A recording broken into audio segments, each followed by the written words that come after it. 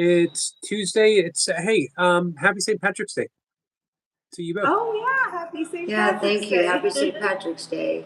Yep. Are you wearing green? I am. It was an accident, but it counts. It was an accident, Yeah, a divinely guided accident by St. Patrick himself. that's right. Oh, wow. Yeah, I'm not. Yeah. Hey, wait a minute.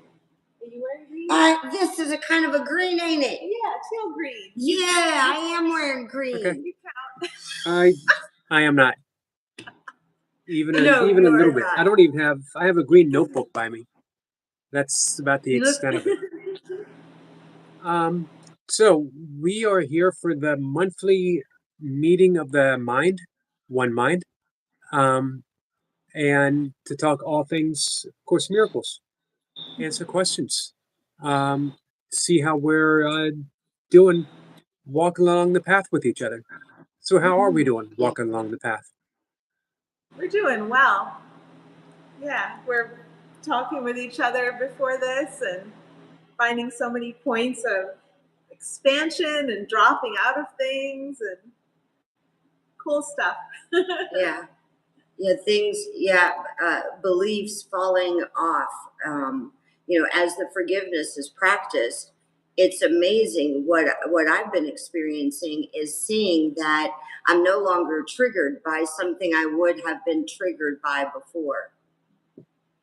And so it's like a motivator kind of to keep going, because to see the healing of the mind through practicing forgiveness, it's just like, oh yeah, it's exciting. I want to keep going. I'm no longer triggered by that. That's a really important thing that you said. Well, you both said one about practicing forgiveness, but the healing of the mind. Because I think so often we find ourselves, or maybe it's a hard thing to describe when we're offering A Course in Miracles thoughts to people who might not have been practicing for a while or have yet to begin to practice. We still think of forgiveness as something that we're giving to others, and not making that switch to realizing that it's the way that we're healing our own mind. Mm-hmm. Right. Yes. Right. It's always our own mind. That's right. Yes. I keep what's been popping in my mind a lot lately is that one sentence in the Course.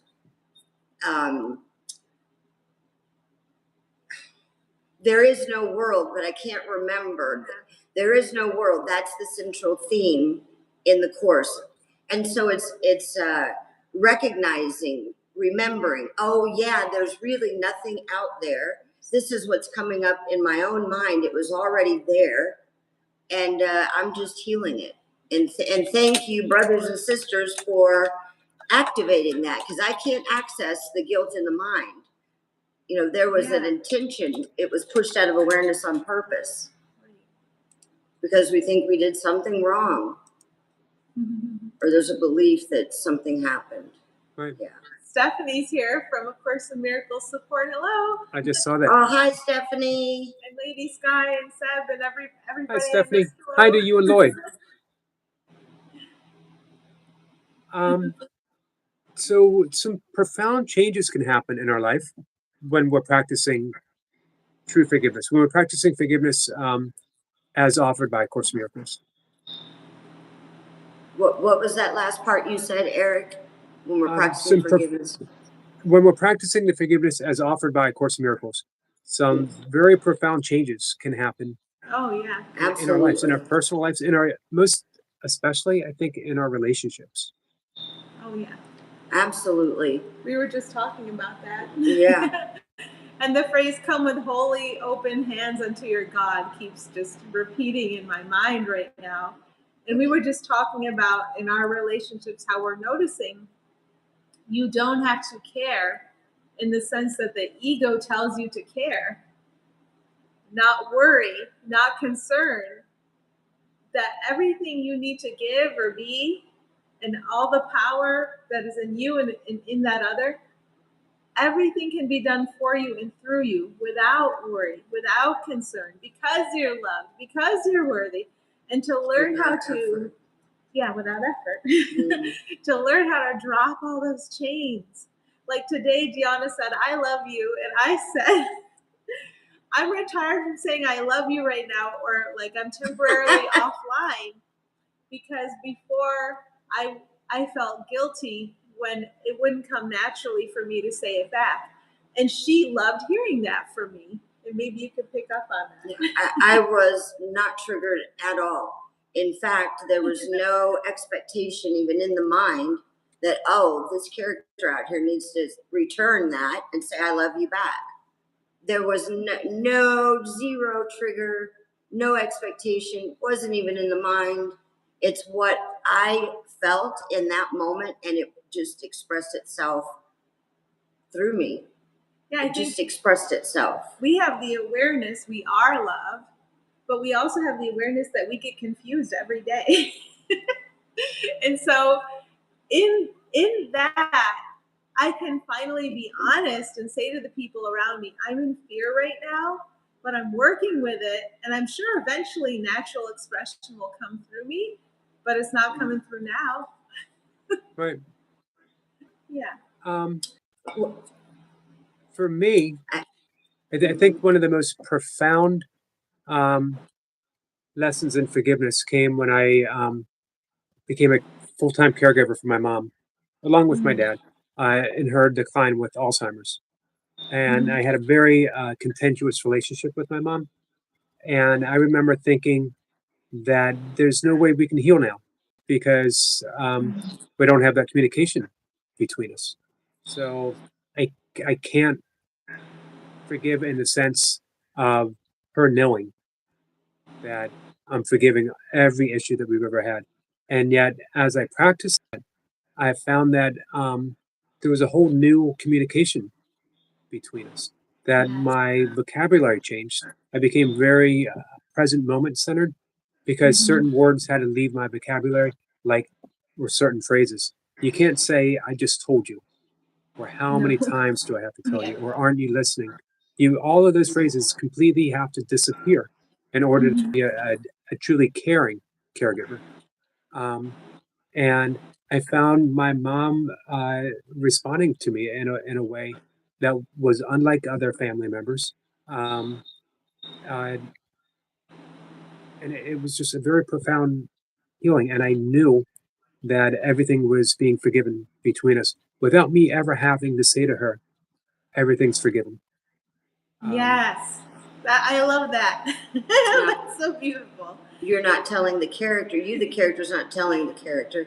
It's one mind, and you're recognizing that it's happening in the one mind. In the one mind, exactly. It's beautiful. And it's so often wordless. And what I've noticed is where I'm putting myself in charge of the words, I'm so confused. And so in places in my life where I have been putting myself in charge of the words, things like this are happening for me now. Somebody will say something and I'll have to report back honestly, I got nothing at the moment. Stay tuned.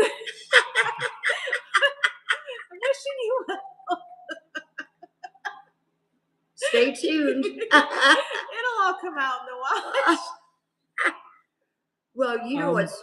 Oh, go ahead, Eric. Yeah. Well, I was going to say, and when it does come out, it's infinitely better than if it was me or Julie or DeeOna saying it ourselves. Yes. If it was, our own little ego offering an opinion or a discourse or even an explanation, none of it would make as much sense if we do wait and we allow a greater voice to be spoken through us. And we offer that as a reply. Yeah. What would ego attach to I love you? Ego would attach just in the part of my mind where I'm still attached to my false mind.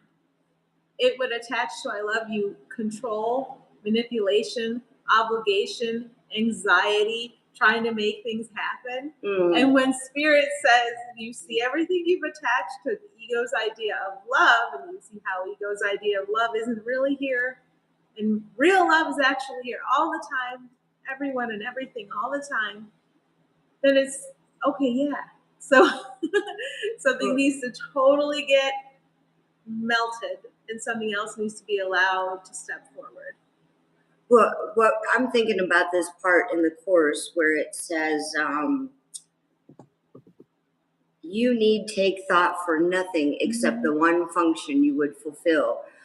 And prior to that, no stones to trip on, no obstacles to bar your way. Yeah. You need take thought for nothing except the one function you would fulfill. And what I'm experiencing lately is the simplicity of salvation. Mm-hmm. It's so, this world, it's like hard, and you have to struggle to make things happen, right? And it's like the harder I work, the more I can appreciate it, and there's an admiration of working hard, and so the Spirit, of course, is the opposite of that. It truly is simple. It's what also I've been noticing is, we call it the Care Bear stare. Mm-hmm. Forgiveness is like the Care Bear stare, right? I don't identify, I just look at it. And when I do, there's been multiple times where it quickly it's like it just vanishes. And then I don't even remember what it was, because the forgiveness, the light.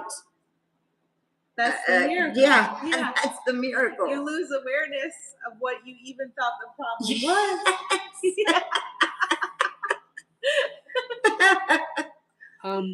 So that's so powerful. What do you think it was for both of you?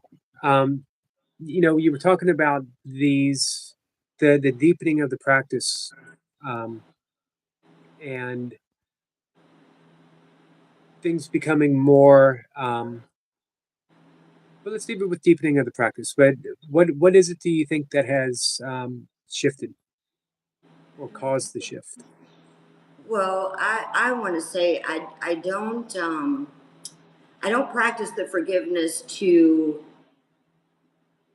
remove something, right? Whatever images are appearing, I'm not practicing forgiveness to rearrange the images, to have the images removed or add images. I'm not doing it for that. I'm doing it to remove the blocks to the awareness of love's presence. And it just seems like, as I watch with the Holy Spirit, as the Holy Spirit, I am the Holy Spirit, it looks like things just get taken away. It's like the dropping away. And it's very beautiful to see that. And the shift for me is, Julie and I were talking about this right before we got on. It's being sick and tired of being sick and tired. Yes. I've seen clearly the ego's shenanigans, a thought system, a phantom, and I'm becoming grossly unwilling to participate in hell. Right. It's a bad relationship, right?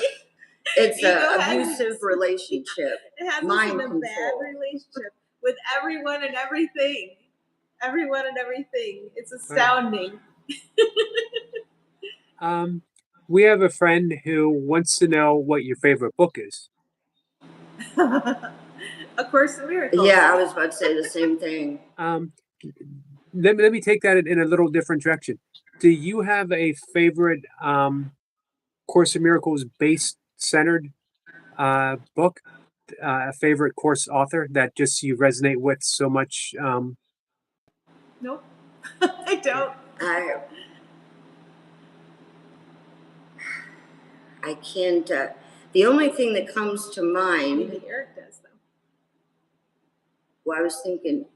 Yeah, I mean, I had someone tell me early on, get rid of all your other books. This is the only book you're going to need. And I didn't do it because I was told that, but a seed was planted, and I thought, well, right. The truth exists in this book. Why would I want to read anything else? I've personally found anything by Kenneth Wapnick to be Mm. very, very, very helpful. Yes. To the point where, as I've mentioned before, I'm literally having conversations with an imaginary Kenneth Wapnick at, Oh yeah, Yeah. you know, I do when too. whenever I find myself wondering or asking, why is this happening? Ken pops up in my mind and gives very blunt, very to the point, that it's happening because you are expecting different results in a world of effects by arranging effects around, and you're not addressing the cause. If you want something different, then you have to go to the cause. You have to examine Yeah. why. Why? And Mhm. the why is always because having thoughts of separation, having thoughts of judgment, having resentments, or I'm having little grievances that are unhealed. Right, right. You know, when you Kenneth Wapnick's Journey Through the Workbook, I love that. I Right. don't have that book, but I do love that one. Yeah. We have another question. If a child is raised by a mother and father who isn't biologically theirs, would it be understandable if the extended family didn't accept them? Do you have an answer for that? Well, the only once I give any situation, once I step back in mind from the situation and allow it to be what it is without judgment. Oh, they should accept this child, or I don't care if they accept it or not. Like not identify or put a judgment on it, then whatever is to happen is just going to flow through the characters, and it's going to be the way that it is, Mm-hmm. with and not placing judgment on that, because I don't know the bigger picture. Right. If the extended family doesn't want to recognize the child, I don't know. Who knows what could happen 10 years from now as to why that's happening now. Like I don't know the bigger picture unless it's revealed to me. And I would Um, say all things work together for good. And if I look at a situation and the question comes up, is that okay? I would understand I'm not able to judge whether it's okay or not okay. I can't judge separate things in time and space positively or negatively with any accuracy, even though the ego tells me I can. But the thing I know how to judge is how I'm feeling. So the bigger question would be, do I feel okay about it? And if I feel okay about it, there's no problem. If I don't feel okay about it, then I need to take my feeling of not okayness, follow the thread, and see what I'm believing. Well, maybe I'm believing this is unjust. And I have to set that thought down. Remember that all injustice has been brought to the inner light. It's already over. And somehow, if there's a role for me to play in this situation, I can play my role knowing that the child is loved, the mom and dad are loved, the extended family, they're all loved. They're all powerful together. They're all innocent together. I have no ability to judge them up, down, left, sideways anyway, but I can always know how I feel. So if I have a role in this situation, and we do, whenever we hear about a situation, there's the temptation to judge it. So can we stay in our power and then be guided by our power that we always share with all of them, what to say, what to do, what to think? Then we flow harmoniously together. And like DeeOna and I say, we're sick and tired of being sick and tired. All we want is that harmonic flow. We're done with the rest of it. We're going to be stubborn. And I would add, all things work together for good. That's such a beautiful reminder, except in the ego's judgment. Yes. Oh, wow. Nice. Both of you. Thank you. Stephanie said Oh, Stephanie. that I had a challenging relationship with my mother as well, until I came to the point where I wanted, capitalize, I wanted the healing more than the conflict. Then it was easy because I finally let him heal my mind for me. Yes. Yeah, yeah. All She- the resistance. She was in her Reminds you of the line function. that a tolerance for pain may be high, but it's not without limits. It is That's not right. without limit. Right. Being And a she dead was- end is good. What I heard with that is Stephanie is in her function.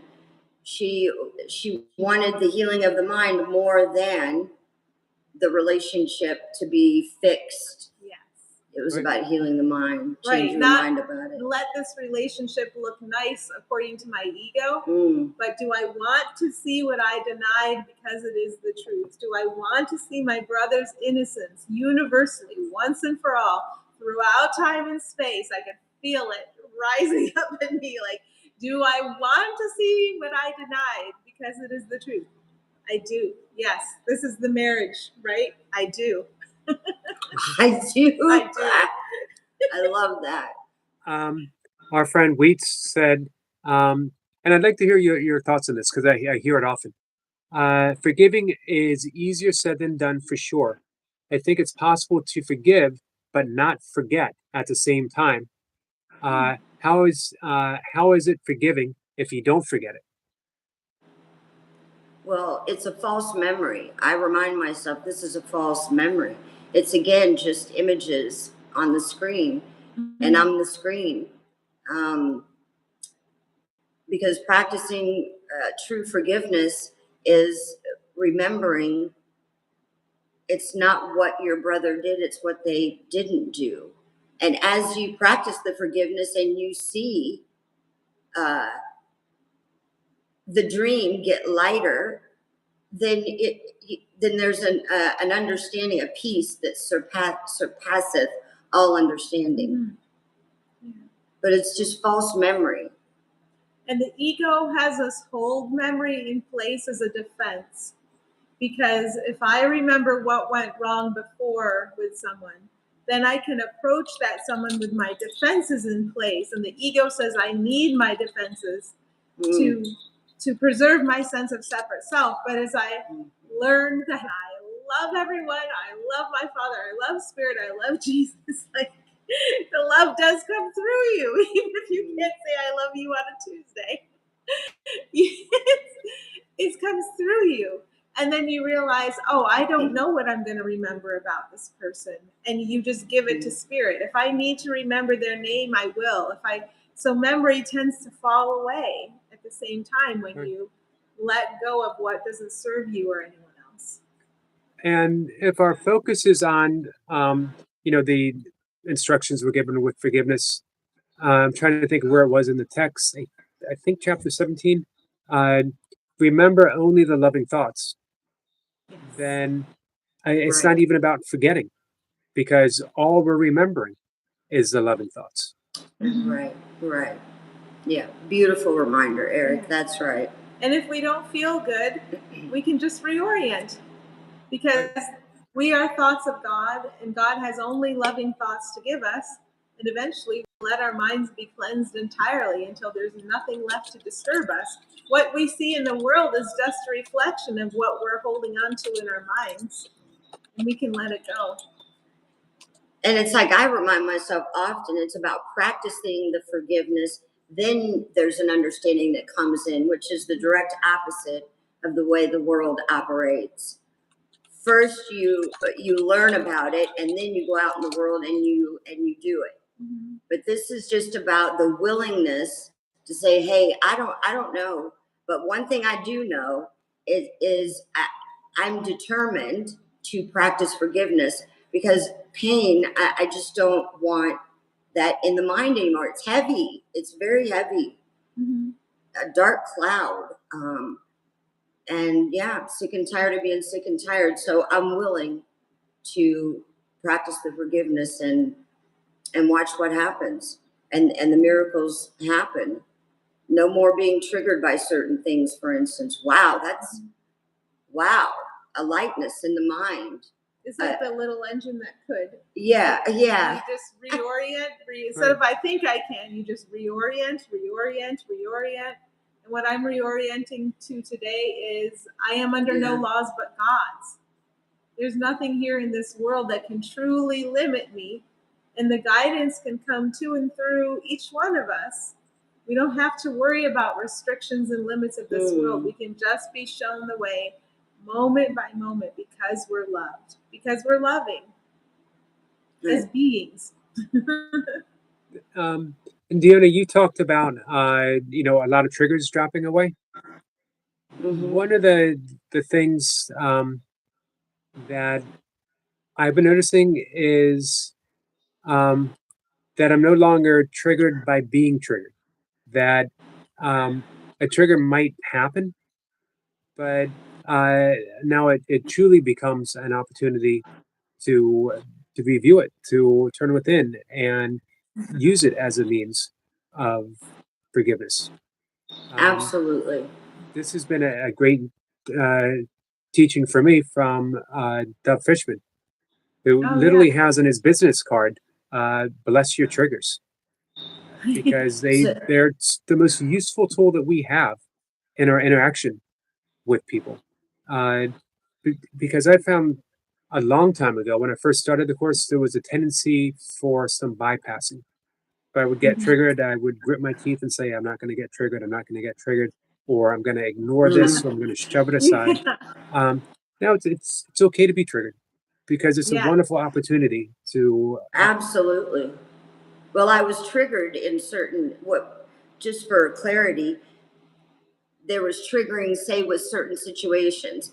As the forgiveness is practiced, those triggers drop off. But what I hear you say is that, yes, we're grateful for the triggers because I can't access the guilt in the mind without being triggered. And as the forgiveness is practiced, the mind is healed.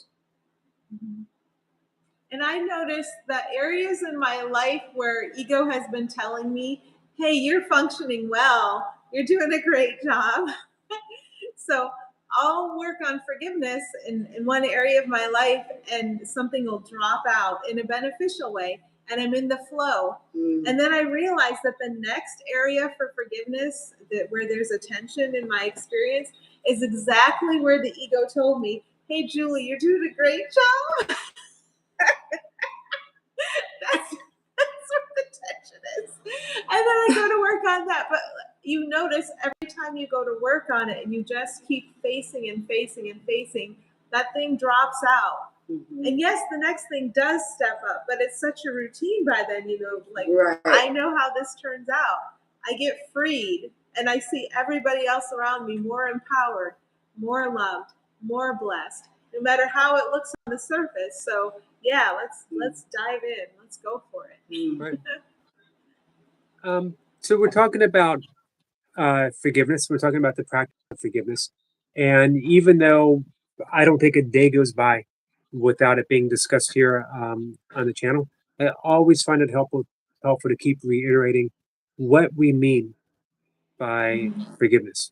That we're talking about a radically different type of forgiveness than what is generally offered, that what we've been taught, than what our organized religions bring to us. That this is something entirely different. For me, this always has more in common with Zen, with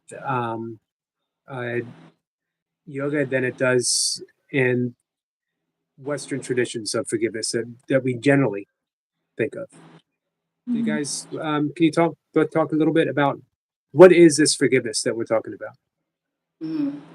It's being willing to bring the projection back. There's what happens is it'll look like a brother sister situation event happens, and there's a fear will come up, which is just the guilt, believing you're a person, right? You're separate. The fear will come up, and then the initial reaction is to blame and make a story about it. Oh, if they hadn't done this, or if this hadn't happened. I mean, it's endless ad nauseum, okay? Because it's like spinning. And so there has to be forgiveness, is the willingness to bring that projection back. Be grateful for it happening, because again, I can't access the guilt without my brother, sister, or situation happening to trigger me, right? And it's bringing the projection back and letting it go, being willing not to attach to the story. Mhm. And what I do is just a holding, like in the mind of it's a feeling of kind of stepping back, a sensation of stepping back and not identifying with a story, but rather just holding, it's like holding space, Mhm. not judging it, bringing it back to the mind, and just being there. The crazy thing is it's so simple. Mhm. Like with words, it because of the simplicity of it, it can be almost kind of like, well, how do you explain this? You just don't identify with the story, step back in the mind, and just forgiveness is quiet. How does that go? Forgiveness is still and quietly does nothing. It merely looks, waits, and judges not. Now, truly. Now, again, there's such a condition, there's such a conditioning in this world that to attain anything, to get anything, you have to work hard. The spirit, it's complete opposite. There, you need do nothing. You literally, we were talking about the Care Bear stare. And Keith Kavanaugh mentioned this like a long time ago, and I was like, oh my God, I love it, the Care Bear stare. And if no one knows what that means, it just simply means it's almost like holding space, just holding space. Yeah. I'm going to jump on your definition of forgiveness, but I wanted to say hi to Jay and Dark Horse. Dark Horse, I think I saw you on my channel this morning, but hello to everybody. I'm going to back you up. Forgiveness is retiring from storytelling. So when we see the stories being active, we learn to laugh and understand I am completely insane. And that's okay, because there's so much help for me here. I am so loved. Every other character in this story I've got going is so loved. And A Course in Miracles and many other traditions, but A Course in Miracles teaches us how to stop, drop, and roll is what I learned when growing up about fire safety. And I often think stop, drop, and roll, like you just stop and you rest in the love that you are. You remember that everybody is that love. And you remember that, okay, the portion of time and space I'm going to experience next, it rolls out like a carpet in front of me. Let it come from the love that we are together. My ego doesn't have anything meaningful to say about any of it. So I'm going to rest here in innocence and worthiness, and reorienting toward one of the lessons in A Course in Miracles is what I do most often. I am under no laws but God's, and neither are you, neither is anyone else. We are loved, and I can be given the thoughts I need, the words I need, the actions I need, and I am blessedly free from analyzing anything separate in time and space. I'm blessedly free. I'm gifted with ceasing to believe any thought about something separate being especially positive or something separate being especially negative. Thank God. I'm not going to drink at that trough anymore. It doesn't give me any satisfaction. It doesn't give me any love. The only thing that gives me anything is what I already am and always will be. And that's that. Beautiful. Thank you. I want to address something that someone wrote. What about issues in the tissues and using... I thought you would particularly like that. Yeah, of course. And using yoga, stretching to release trauma or worries. And, as a yogic practitioner, I think yoga is a wonderful way of releasing, and somatic practices, releasing the stored, and yogic language would be called the samskaras, those emotional patterns that we keep repeating until it becomes like the LPs, the records. When you drop a needle, you always hear the same song. And that's what our triggers are, and they're stored in the body. So whenever something happens, the body responds in these ways of reliving the trauma. But Well, forgiveness isn't practiced to let go of what's not there. it is. And I It's was to going to, heal the mind. right, I was going to add that using yoga and any kind of physical activity to help release those traumas is a wonderful, wonderful practice. But it's healing the mind that eventually erases those traumas, those patterns, and we heal the mind through forgiveness. And this is why I've been likening forgiveness to that fifth path, the unspoken path of yoga, because it really is the ultimate healing. If you want to fix your body, we have to forgive the projection of the body, and the body being a storehouse for those projections. Yeah. That's So we right. always That's the good. source is always the mind. So do what you can to take care of the body, always, whatever you need. But I go do to the yoga mind too. and go to the mind and go to the mind. Forgive, forgive, forgive. So thank you for saying forgiveness right off the bat, DeeOna. Yeah. Thank you, Eric. I would say whatever lights up for you. If it lights up for you and you engage in it joyfully, whether it's eating chips or doing yoga, then why not? Mm-hmm. If it's a problem for you, that's where you have to reorient. What But was did you want what to was say the first something? part? Eating chips? Eating chips or doing yoga? Oh man, I had an option. I've been doing yoga for 40 years and I don't even know I had an option. I could have been Yeah. eating chips this whole time. Julie, where were But you 40 years if ago? we have a belief that the chips are bad, then we're going to feel that and we'll probably be directed away from it, or we'll be very attracted to it and engaging in it addictively.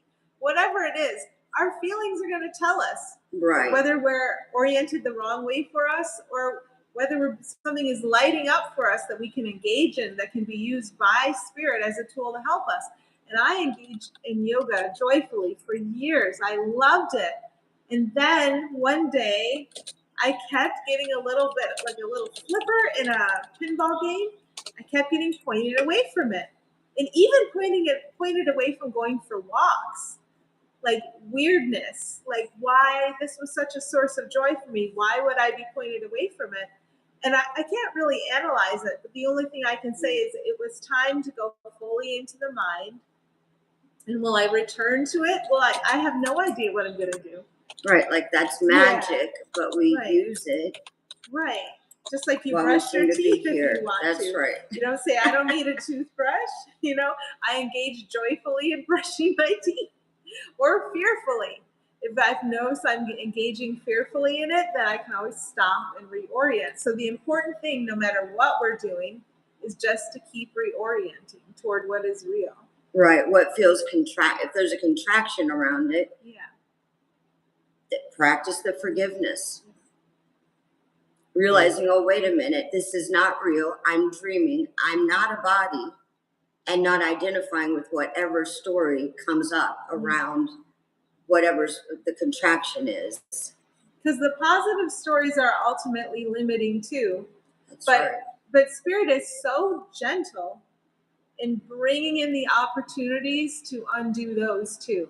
And the more I practice, the more I see how gentle spirit is, the more I just trust and say, well, I don't know anything about anything, obviously, but I can be led. And that's really the only important thing about me is that I can be led. Thank you. I like that. Both of you guys. You reading that comment? The lucky number. We're one. I just saw that. We're not single. We are single. We're one. I love it. I guess that makes us single if we're one, right? Sweet. Yes, yes, yes. Yes, it does actually. Let thine eye be single. Yes, it does. We're getting instructions in chip yoga too, by the way, from our friend Weeds. All right, chip yoga. That sounds deep. So you come as a package deal? We all do. You come as a package deal with us. Did you not know that? Hey, let's talk about that for a second as a package deal. how does my forgiveness have an effect seemingly upon the world?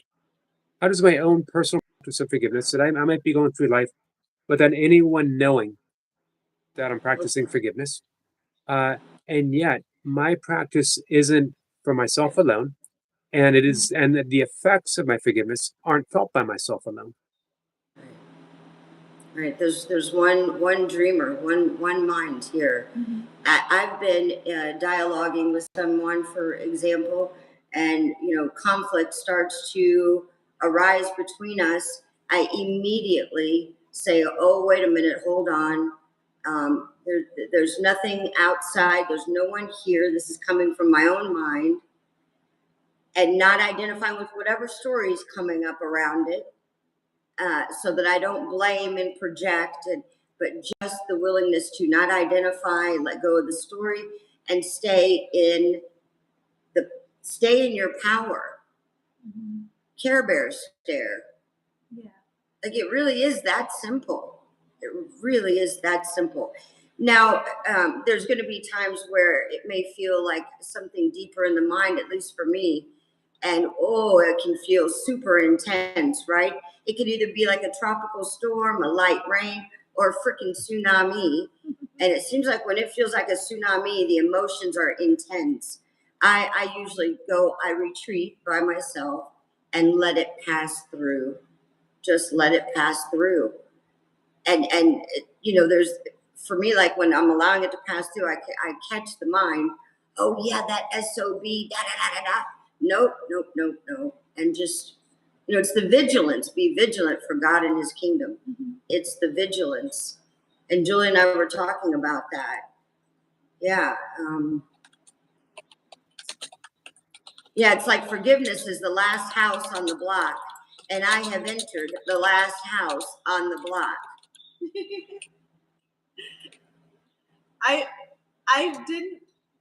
All I could hear as my instruction for what to say is let Eric tell his answer. um,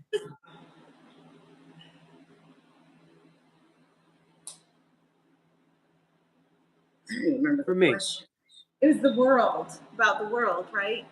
I don't yeah, remember the question. it was really about the effects of our forgiveness upon the world. That even though we're not going around announcing, hey, you're forgiven, you're forgiven, you're forgiven, we're not forgiving others. It does have an effect upon the world itself because we're literally ending the dream. And as is only one dreamer, if the dream is ending for me, then it's ending for everyone. That's right. So, What? we're either all going to awaken together or we're going to stay asleep together. So there really is no individual practice. There's just practice.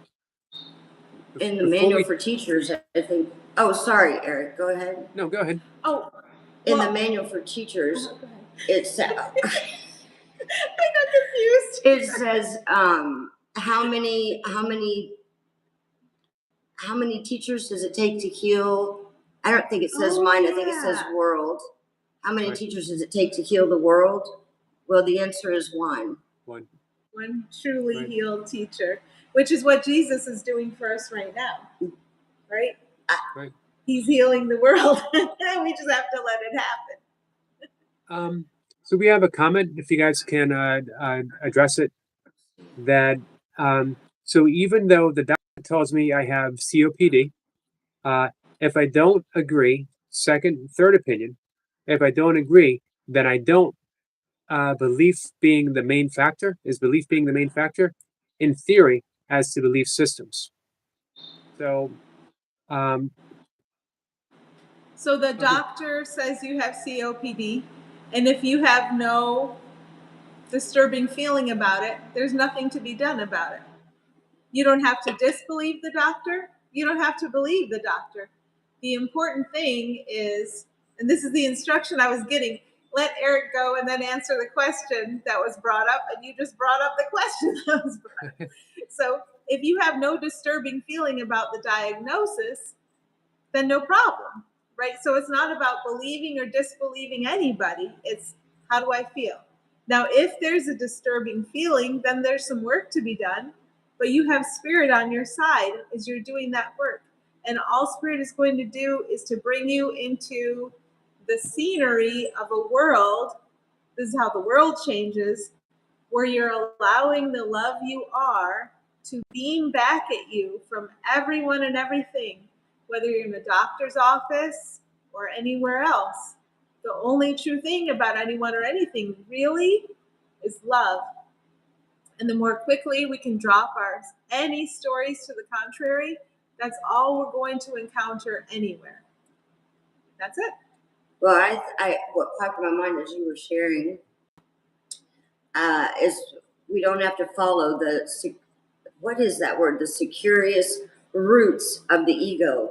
I don't have to follow just, and this is where salvation is so simple. Practice true forgiveness. Mm-hmm.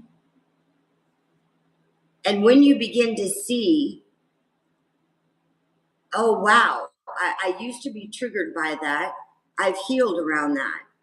And when as I'm seeing that, it just lights me up and I want to practice it more and more.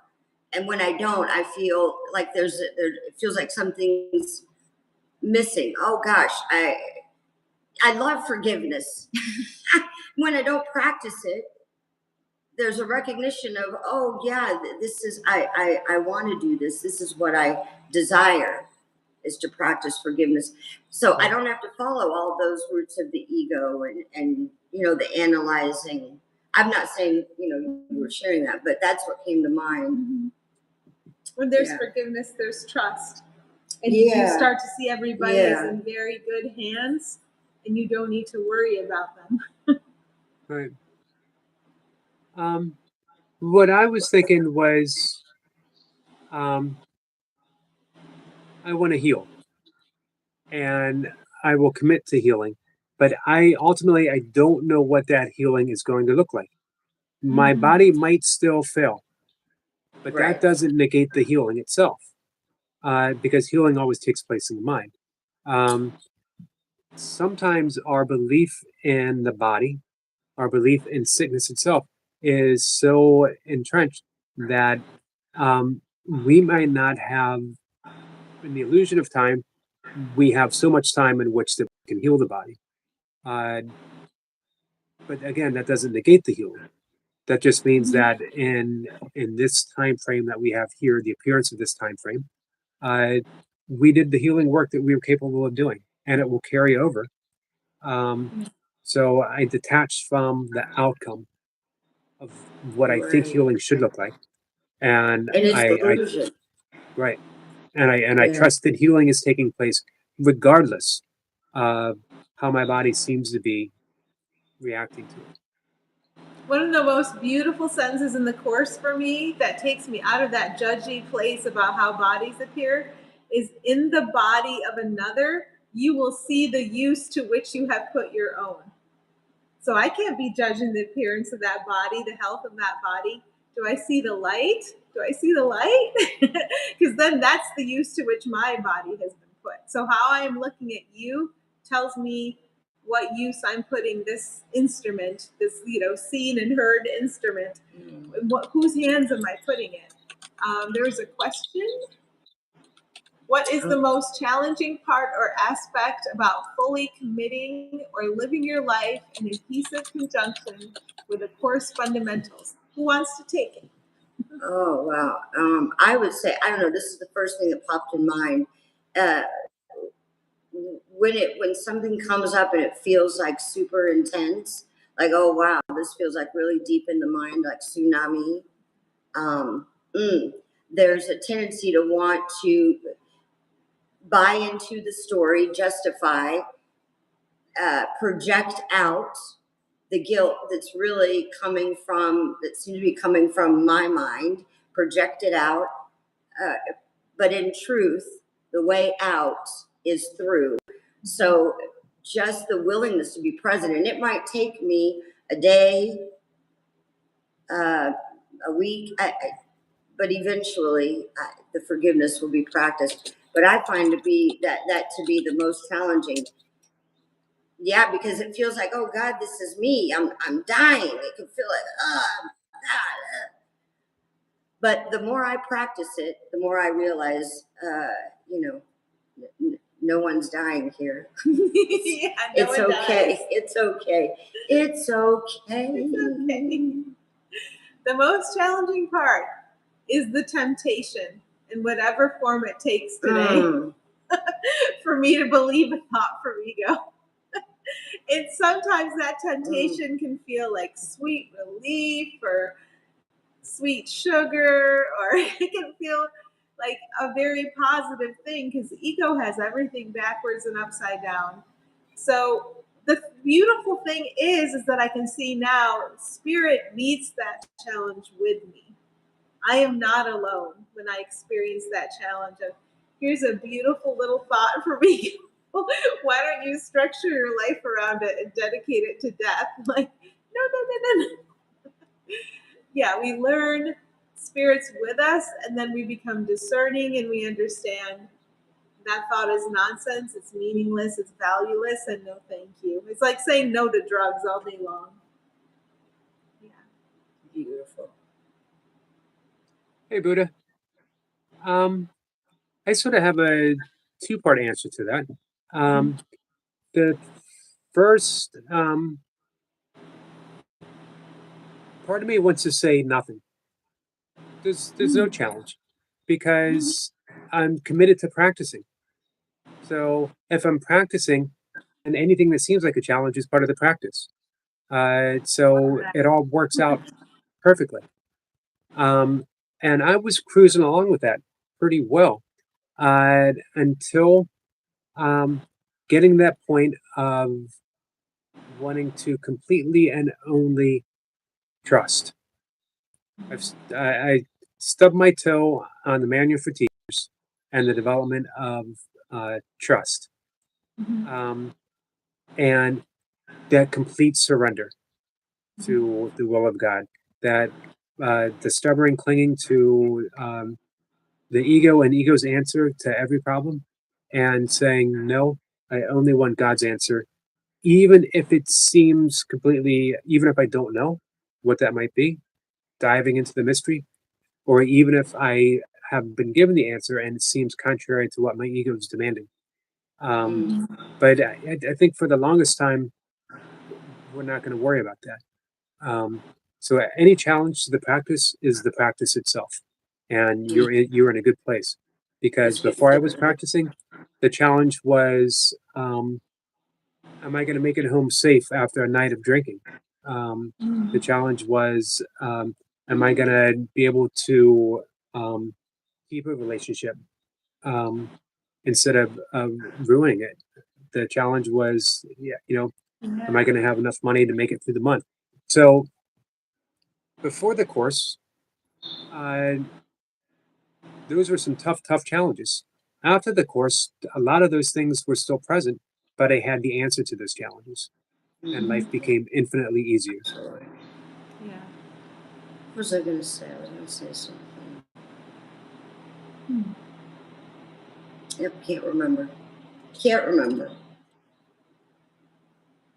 Having a beautiful moment of quiet. Yeah. Yeah. Yeah, it's pretty awesome.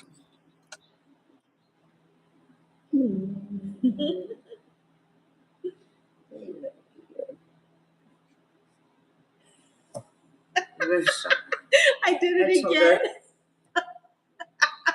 I said, I love you. And the first thought I had was, oh no.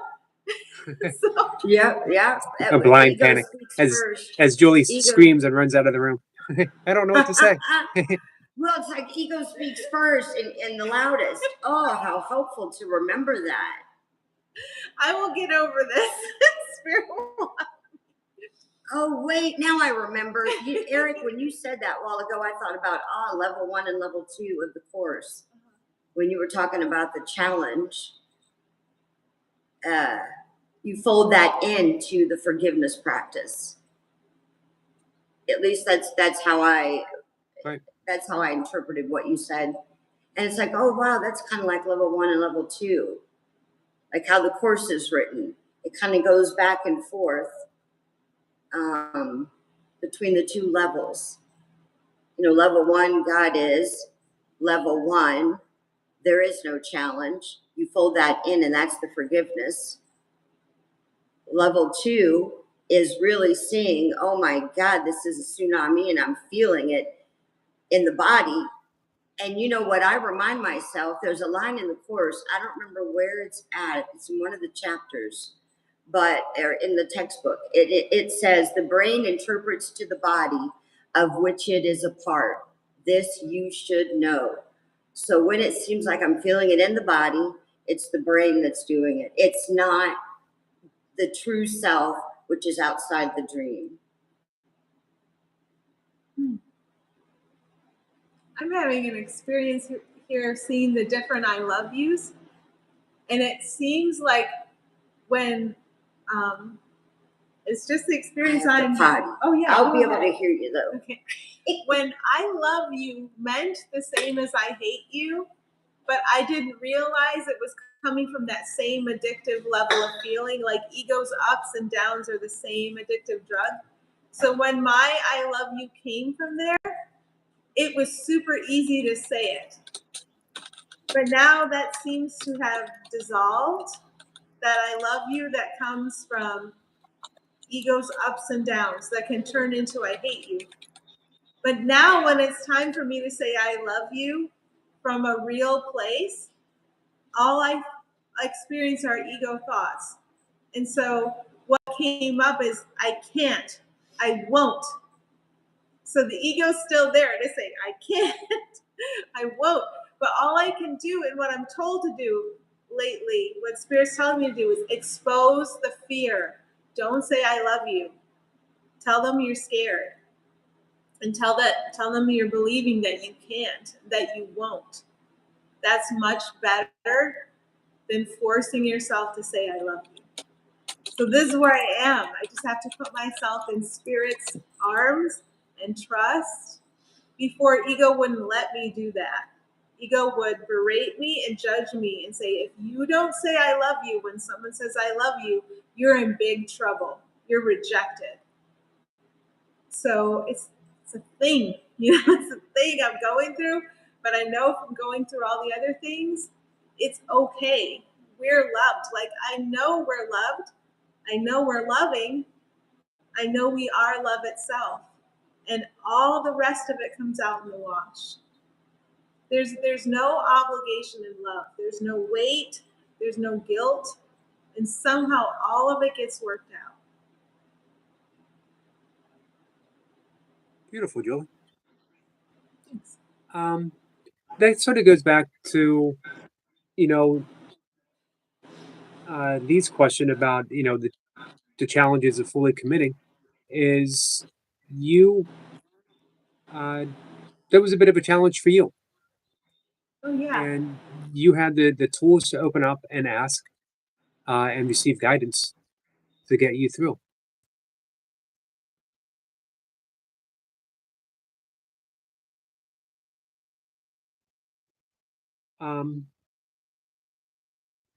By the way, Julie, I'm hearing wonderful things about your live streams. We have some friends who pop in when they see you, and Toy Puffs was saying what a wonderful place to hang out. She enjoyed your live stream.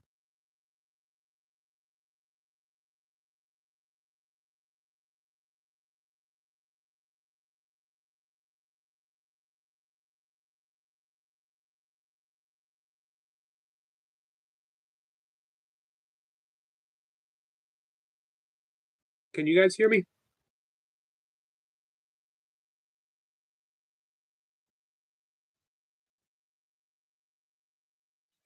You're back. Screenshot.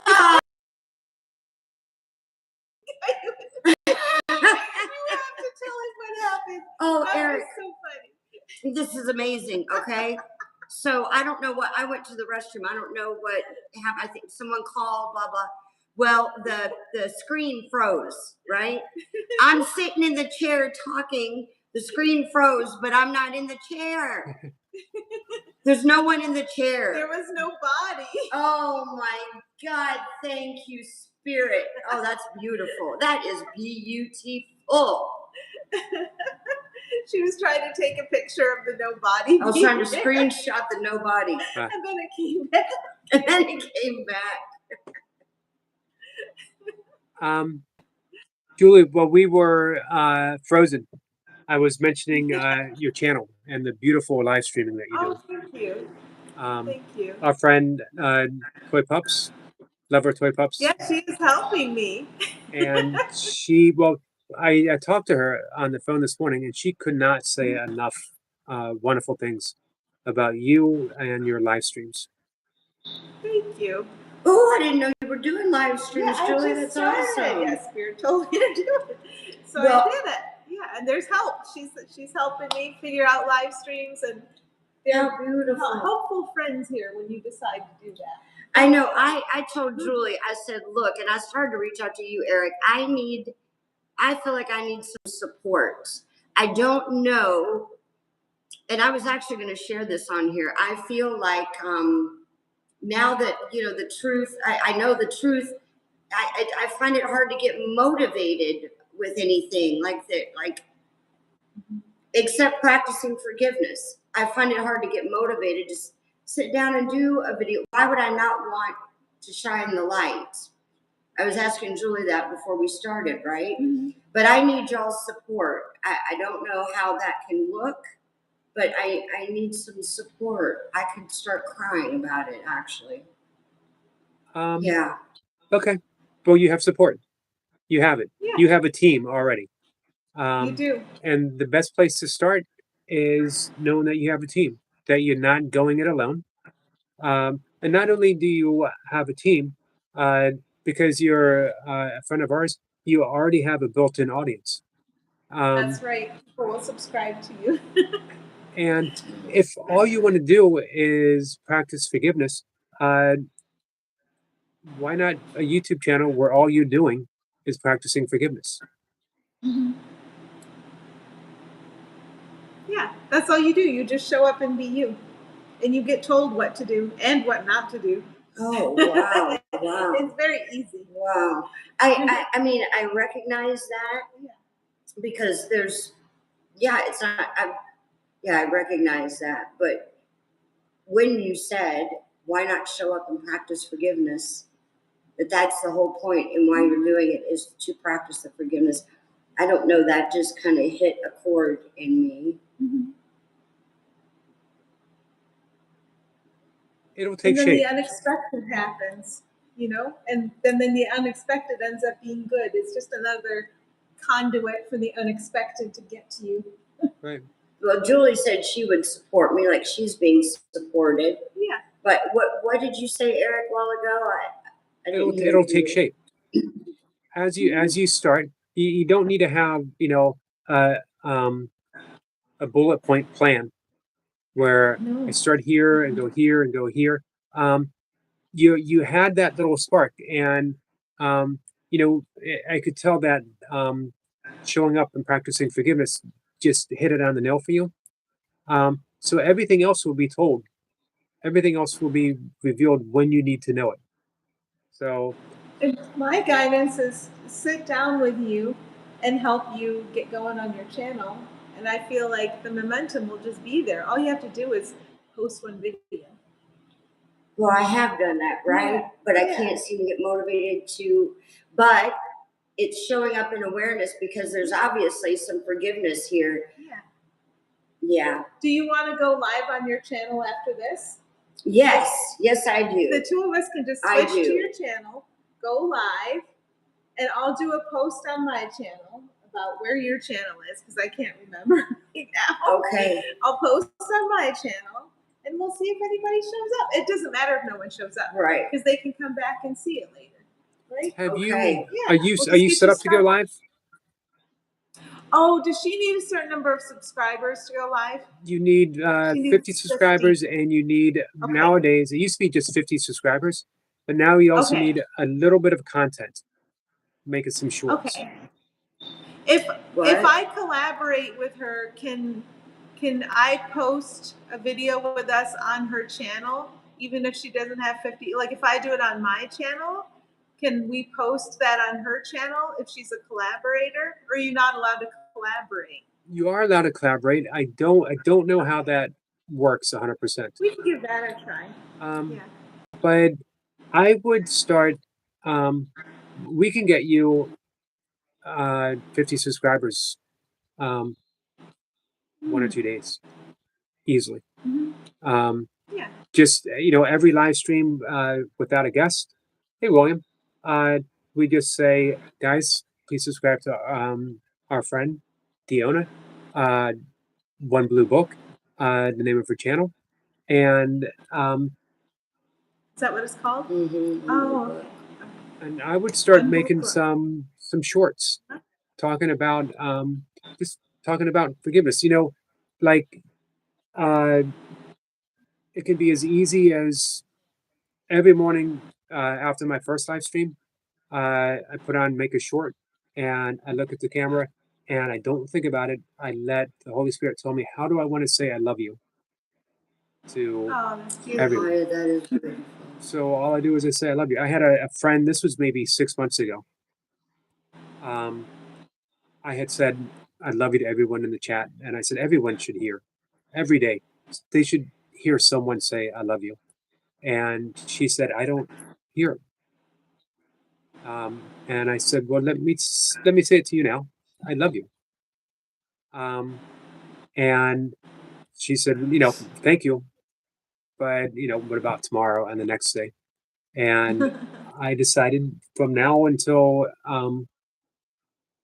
whenever, every day I will say I love you, because there's someone out there who doesn't hear it. There's someone out there who needs to hear it, or there's someone out there who's just going to hear it and say you can never hear it enough. So as long as I feel called to do it, I'm going to say I love you. So you can click on the camera and what should I say on this YouTube short? Or what should I do on this YouTube short? Where should I go? What direction should I take it? What should I say and to whom? And the answer will Well, come. what I've noticed, Eric and Julie, is there's always something that comes up in a day that's pungent and highlighted. And that's what I could share. Yeah. I think that could be Just really helpful. knowing that it's being brought up, not once, not twice, not 3 times. Obviously, wow, there's some forgiveness around this. Mm-hmm. Oh, and when I hear that, I can't not Yeah, you'll get there. take that step. The mama cat And picks just you open up up the laptop. by the scruff of the neck and takes you. Oh my goodness, yes. Yeah. Oh, that was really awesome. You'll get there. That was awesome. It was the most challenging part of asking. Oh, we already did that one. Oh, okay. Yeah. Oh, okay. Well, we're good. We still have some. You want to know the best part of doing YouTube? People like our friend Todd, who just came in, said, Yogi, I hope you had a wonderful day, man. Hey, just so you hear it, man, I love you, man. Thanks for sharing every day, man. Best wishes. Okay, His everybody. name's Todd. I love Hi, you. Todd. I love you, everybody. I love you, DeeOna. Oh. Just had to wait for it to burp up. There we go. We had a breakthrough. Yeah. We had a breakthrough. We had a breakthrough, yes. That was when I am super healed, easy. I'm not healed alone. That's right. Exactly. There was no resistance. Look at what a miracle worker everyone is. Are you? You wanna wrap it up? About. Yeah. Oh, I was just sharing, Eric. Look, like I feel guilty for even saying this.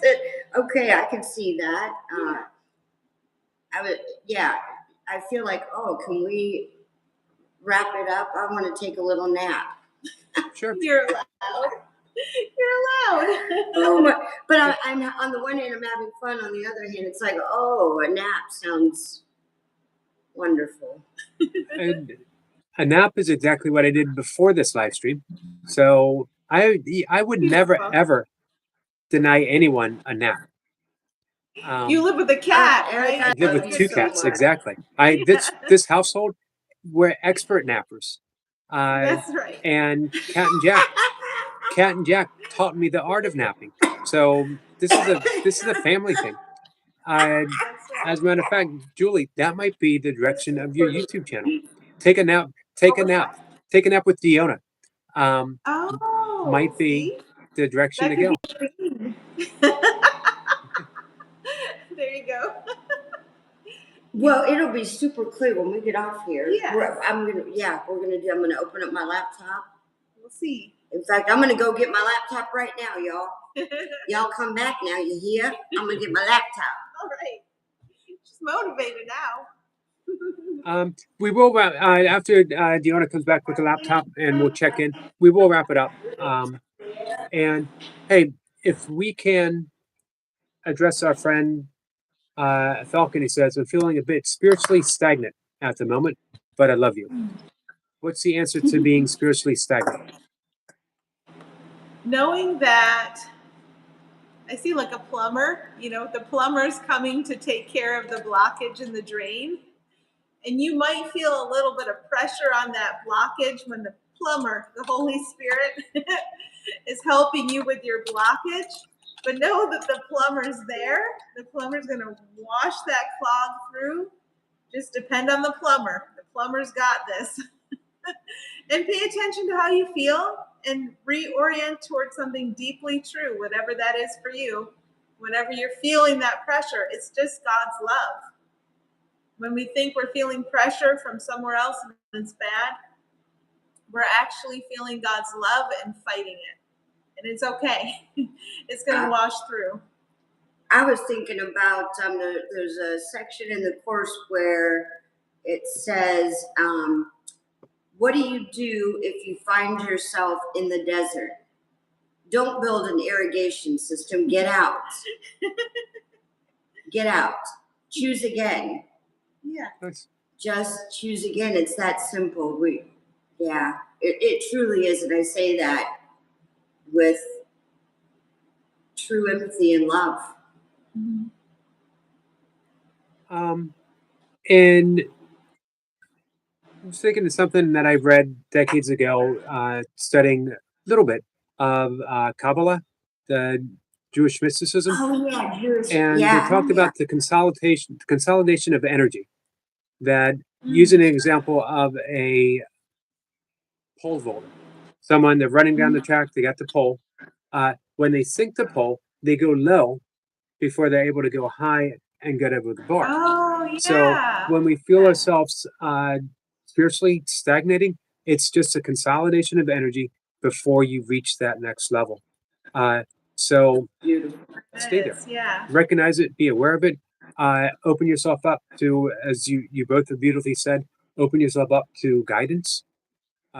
Because even this is a teachable moment, and even this is a moment of practicing forgiveness. And the next phase, whatever that might be, it's not for us to say, will show when it's time for it to show. We can't hurry things upon the path. We're given what we're given. We practice forgiveness, and then the next thing shows itself, and the next thing, and the next thing.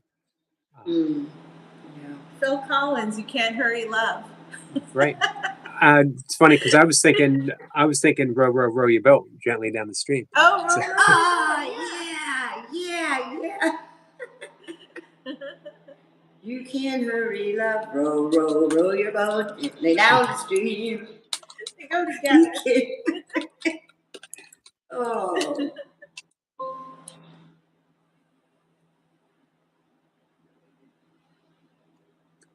Thank you, Mary. Just got a lucky four-leaf clover. Nice. Thank you, Mary. I love four-leaf clovers. Me too. So, do you have your channel up, DeeOna? I am, let's see, give me just 1 second. I got it opened up. 6704.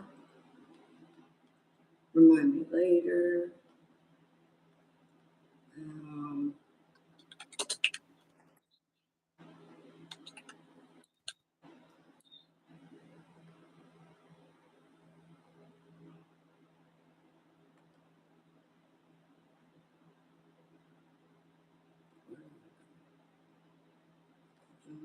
let's see.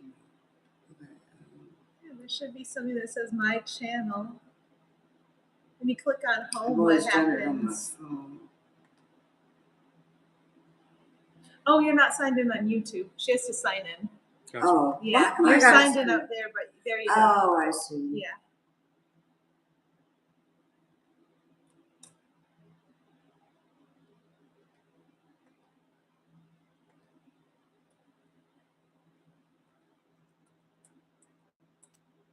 I can never remember if there's an exclamation point after. Hey, You're Duke City. about to find I'm out. about, I okay. guess there was. We all use the exclamation point in our passwords. If there's anyone here not subscribed to Julie, if you just put in the search bar, Julie Boerst, it will come right up. Oh, There it view your is. channel. One blue book, and then there's something after it. One blue book, 1111. Oh, 1111. Yeah. I had to put that, I think. Oh, because somebody else had the name. Yeah. One blue book, 4 ones. There it is. That's a great username. One blue book. That and the all the ones. Oh, yeah, I Yeah. never thought about Just that. everything aligning, you know. Well, someone mentioned call it 2 blue books. I did the 2 blue books, Eric, because the AA Alcoholics Anonymous book is blue, and of course the Miracles book is blue.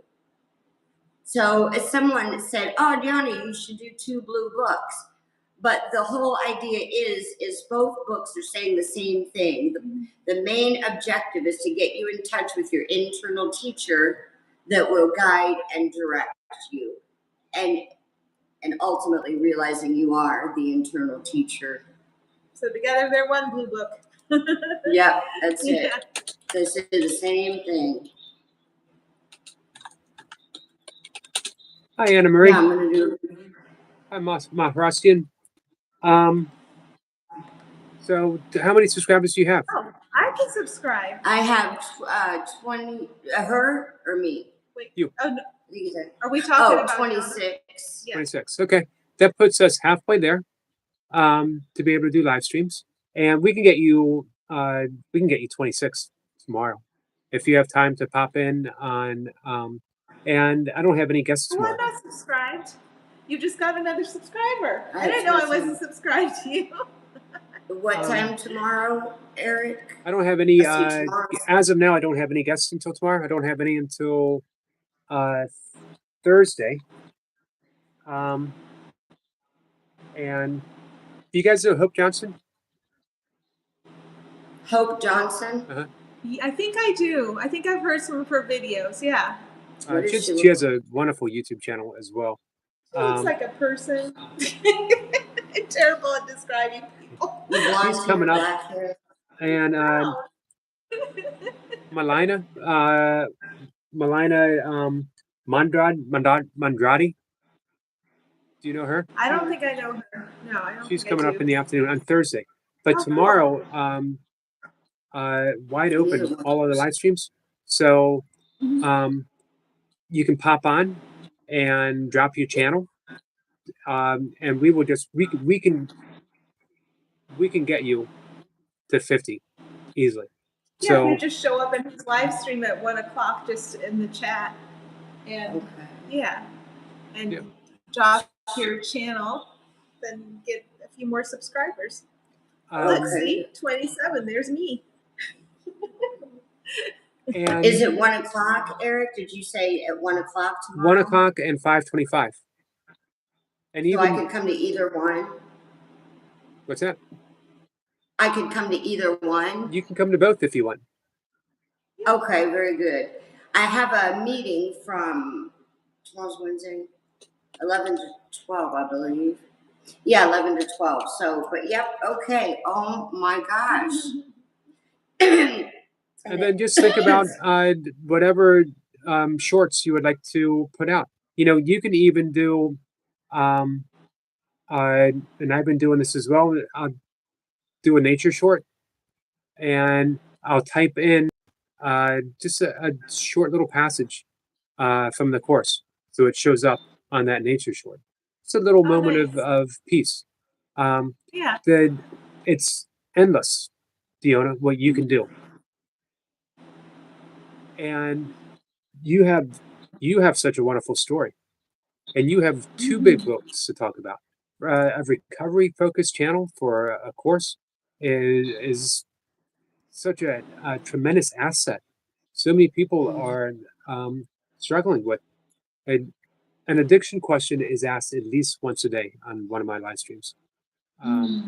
So for you offering perspectives from two blue books is going to be pretty amazing. There's no, when we think of all the infinite guidance and gifts that we're given from the Holy Spirit, who knows what you can do? You know, we don't know. We don't. Let's go to lesson 25. I don't know what anything is for. I don't know what YouTube Oh, is. beautiful. I don't know what YouTube is for, but you'll be That's shown. right. You'll be shown. I love you so much, Eric. I cannot, I just feel so grateful. You know, I told Julie that, you know, how grateful I am for her. And just thank you so much for taking my hand as we walk home. Truly, thank you. And thank you to everyone for being here. This isn't possible if we're not all here together. So, yeah, thank you everyone for being here. I have some wonderful, wonderful friends here who I can promise you will show up for you, Yes, and they will they support will. you, and they will say, "We're happy to take your hand too. Let's walk home together." I can promise you that. I can look at the chat right now, and I see wonderful people that show up every day. They've been showing up in my lives. I can hear that. Yeah. Oh, that's so. Yeah, And they, that's so you know what? beautiful. These guys, they've heard me sing, and yet they still stay here. They haven't left. That's He sings pretty just amazing. fine. It's Sing, pretty you said amazing to hear me sing and then still show up the next day.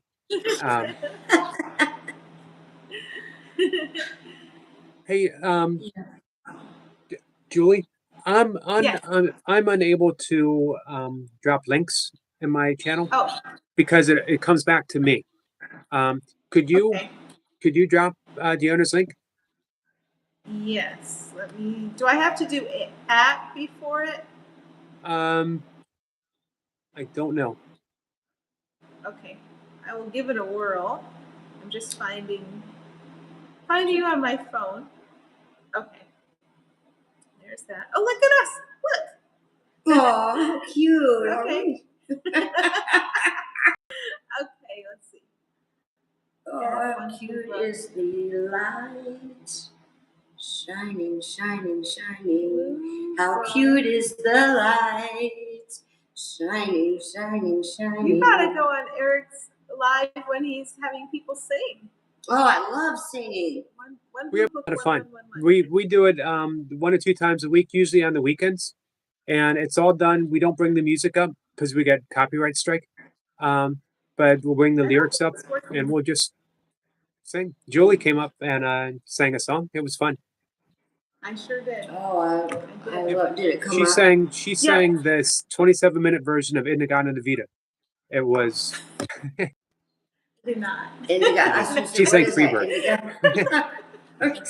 Stairway to Heaven. Oh, crazy, crazy, crazy.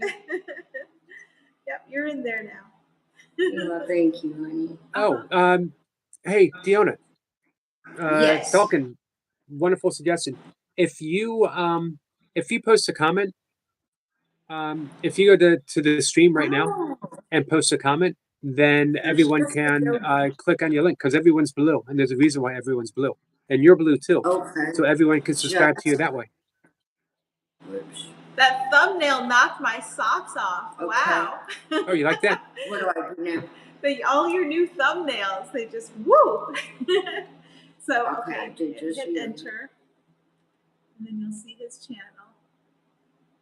There it is. What do I'll click on it right Click on here. that, yeah. Then we should pop right. Look at us. Okay, How so click cute on is us. that? Yeah. Click on us. And then Take it raw. Oh my god, I don't know what that's about. you just turn the volume down. I don't know where your volume is. It would. Oh, you gotta turn it down or it'll be echoing. Can I just mute it? Yeah. Maybe I don't. And guys, if you're not subscribed to Julie, she just left a comment. She left one blue book. Okay, So Get in the oh, chat. there it is. Oh, Kat over just there. dropped it. Kat comes to the rescue, as she Here. always does. Oh, okay. Here. She dropped a link. Oops. Do I just You are put one at Oh, Please. it's there. But you can just say hi in there. Just back up and say hi because they'll just click on your name. Oh, okay. See, I was confused because I'm not sure, like, what. Hi. Everyone. So you already have 4 videos. There it is. Yeah, and you got a bunch of views on each one. You're over 50 views. So You're doing great. you're ahead of the game. You're ahead of the game. Mm-hmm. And it's so easy to make shorts because you can do it right from your camera. You can point the camera at yourself and just from your heart, 3 minutes or less. 3 and- minutes, okay. Yep. Or you can, something with nature. Really, whatever you're inspired. How would you do that? Put a nature video on a short? I don't know. I haven't done it. I don't know. But I'm sure you figure it out. Yes, Yeah. yes, that's true. Yeah. I will most certainly help you. And I'm not technically an expert, but we do have some who are. If you visit Kat and Jack, she makes wonderful, wonderful shorts. We have a great resource with Toy Pups, who showed up, as Julie mentioned, at her place. She really is an expert at getting your voice out and helping you discover your authentic YouTube voice, doing what you're meant to be doing. I was on YouTube for quite some time. I was just a yogi doing burpees in his basement. I was doing my exercise videos. And at the end of my videos, I talked about yoga and A Course in Miracles. And people said, we don't really need to see a half-naked 6-year-old doing burpees in his basement. We'd rather you just keep your shirt on and talk about A Course in Miracles or yoga or breath work or whatever. So I stopped doing the burpees. It evolved. And little by little, my channel has shaped up to what it is now. Without me saying, okay, I want to do this. It just, a lot of it happened through, at the time, what I considered to be really bad circumstances.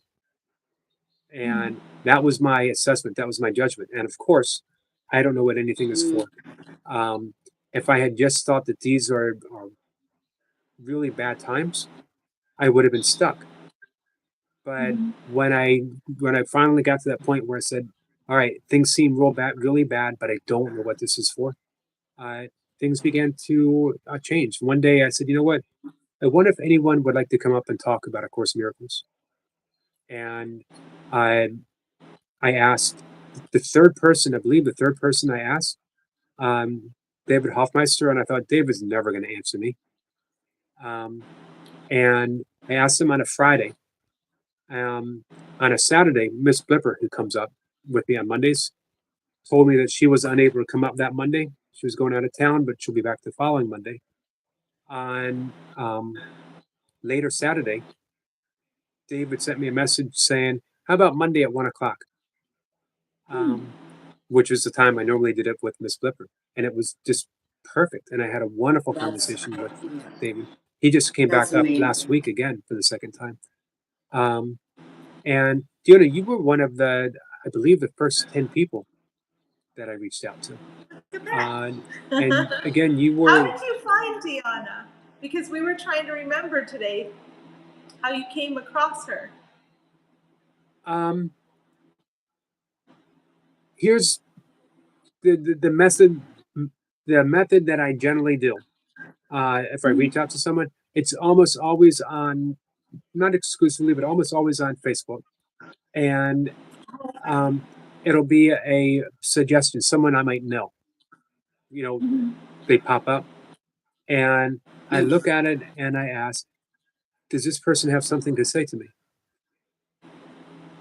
And you always get that intuitive sense that yes. And then I wait and see. I send them a message and I wait. And if they do really have something to say, you get this overwhelming yes. You know, that I always mention, the great prayer, I am here only to be truly helpful. And you get Yes. that so clear from course students. And DeeOna, I got that from you. I sent you the message and you said, yes, and here's what I'd love to talk about.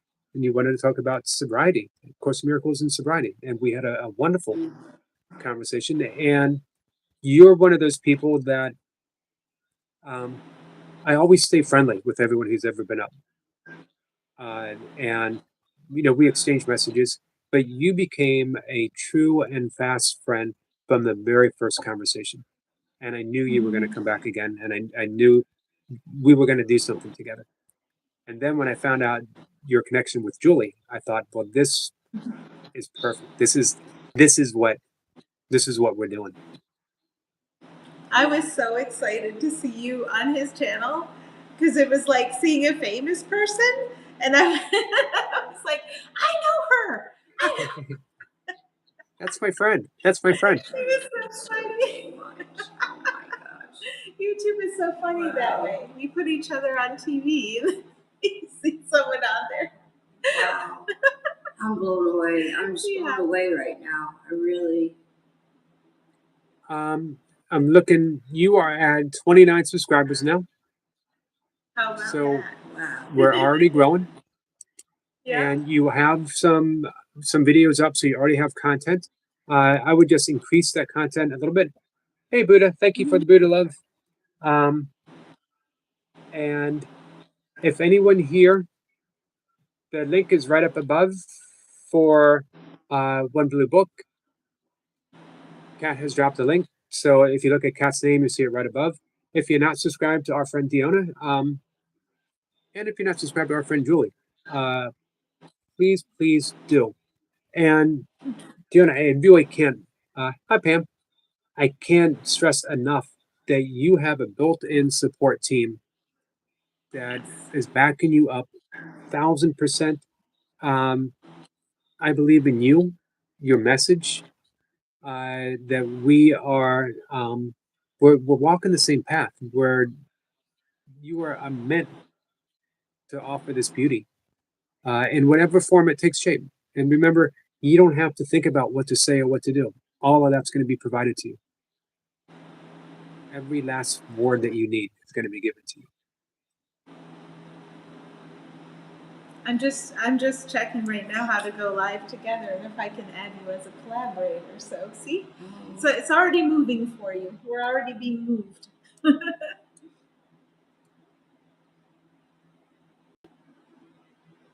I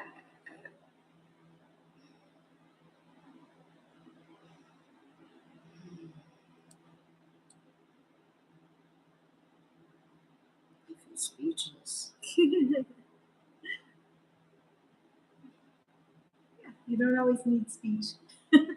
Thank you, Buddha. Hey, Adam, thank you for the 4-leaf clover. DeeOna, give him a 4-leaf clover. Yep.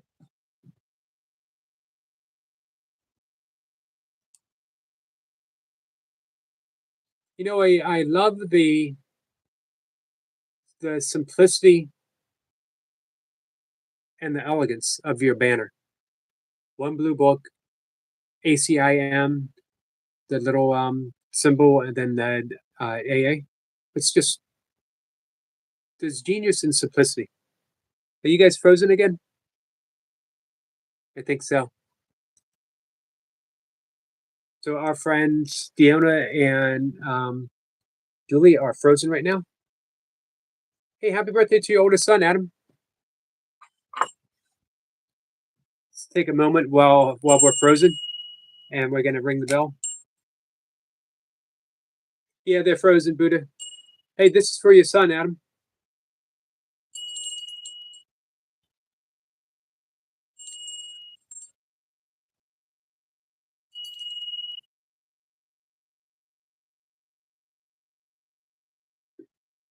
Happy birthday.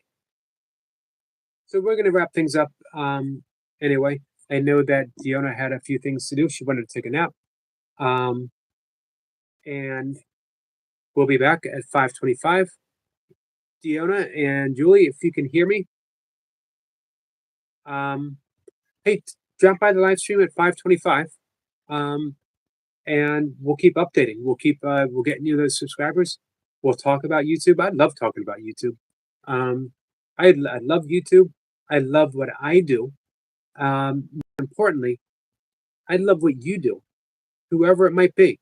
If you have a YouTube channel and it's a creative aspect of your heart, if you love it, if you love what you're doing, I love it too. I will do what I can to help you. Especially for people like our friend Buddha, who is another full-time YouTuber. This is her gig, and she has so much to offer. So much to offer. Qigong is a very powerful healing path. So show up. Show up for the people who show up for you. And Buddha shows up. She gives us a healing modality. With that, let me just say that I love you guys. All right. I'll be back 5:25. No guests this evening, so we're gonna hang out and catch up. All right. Bye, guys.